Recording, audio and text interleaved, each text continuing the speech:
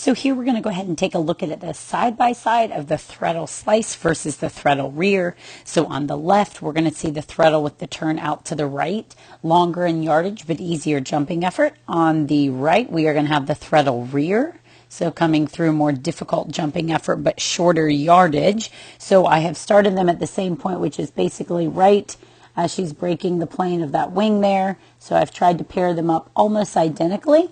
So when we go through, you can see not a lot of difference here on the 180, right? I mean, if we pause in the air on the 180, all 4 feet off the ground, looking pretty similar. Handling is not affecting that jump, but now we're going to go into that change of jumping effort, change of direction. So with the slice, we're seeing a much earlier takeoff. No surprise there as the dog's staying in more extension, so you're not seeing the added strides. On the right, you can see now we're having that compressed added stride, so not yet in the air. So, at this point, you often think, oh, well, the slice has to be faster.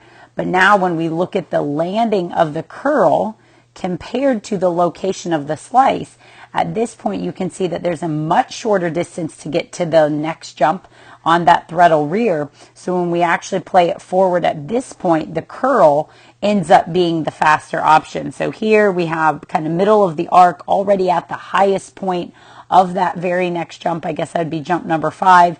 And on the left with the slice, we're still a stride away. So if we wait until airborne on the slice, you can see that at that point you're already halfway to number 6. So the threadle rear ended up being significantly faster for you. And you did have superb execution of that. So that great execution was certainly a factor in why that was such a quick and efficient option.